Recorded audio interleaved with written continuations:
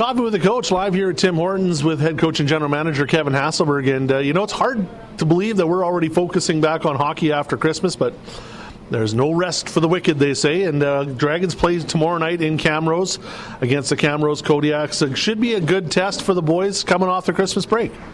Yeah, we woke up this morning and turned on the switch. Basically, I think as you mature in your ages and go through this process year after year, you really have to shut it down at Christmas time, and that goes for the players, staff, everybody, and focus on what matters most, and that's family.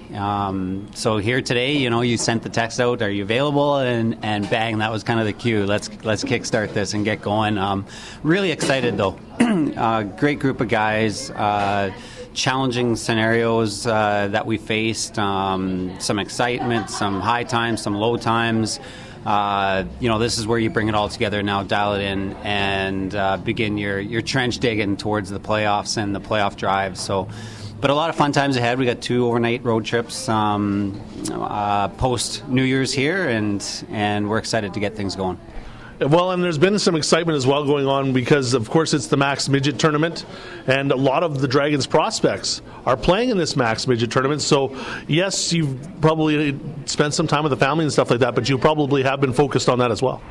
Yeah, we've got our whole crew down there, so this will be my 3rd day spent at that tournament, and obviously the identification process is well underway, and we're extremely excited about where we're at. We got a couple of really important recruits coming in to visit our program here today, and that process seems to be going exactly what it needs to be doing.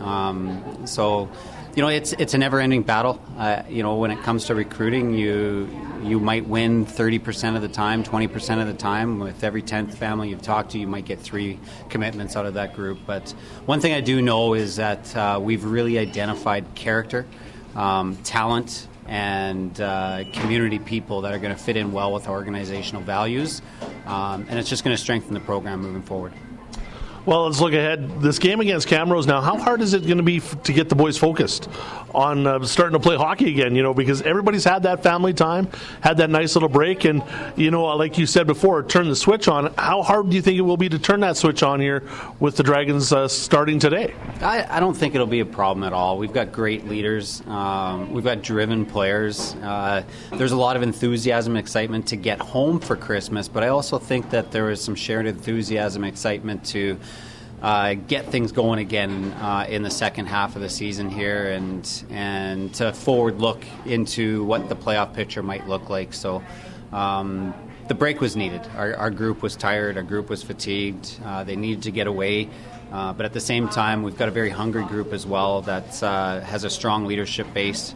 So I'm not anticipating any type of setbacks. Maybe a little rust, but that's why we were going to practice hard today and get that rust off and be ready to go tomorrow. There was information leaked out from the Moose Jaw Warriors that Kobe Moore has been released or put on waivers back to Drumheller. Is that information true? Yeah, that's true. Kobe, we've got to go through the proper channels and make sure that we're doing things according to the rule books. But as of today, Kobe Moore is a Drumheller Dragon again, and we couldn't be more excited. You're adding a 1.5 point per game player back into the lineup, and not having to give up anything to do that. So that's a key acquisition for us, and obviously he already fits in well with this group, and he's one of our family members. So it'll be an easy transition, and I know the guys are going to be excited to see him back in that locker room. Well, and you've seen him on the ice, too. And you could tell he was really just enjoying his time here. So I think he's probably more excited to be back here than we're excited to have him back here. Yeah, well, I mean, that's up for debate. But one thing about Kobe, he's a great hockey player, first and foremost, but he's an even better teammate. And when you add that type of presence into the locker room where, maybe tensions are a little bit tight, or maybe guys are a little too loose, or, he can be a guy that gauges that, influences that, and makes sure that things remain calm and things remain level-headed, and we can just trudge forward here with a process in place, a plan in place, and stay focused on what that is.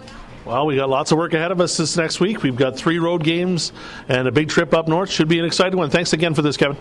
Always appreciate the time, Jason.